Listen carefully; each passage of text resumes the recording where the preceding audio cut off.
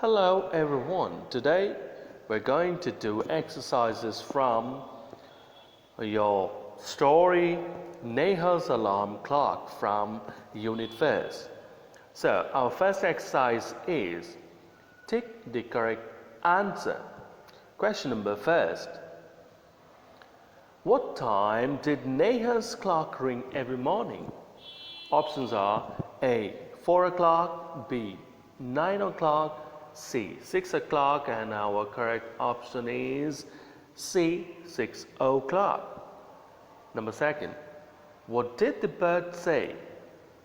Options are A. Sleep on, B. Wake up, C. Go and play, and our right option is wake up.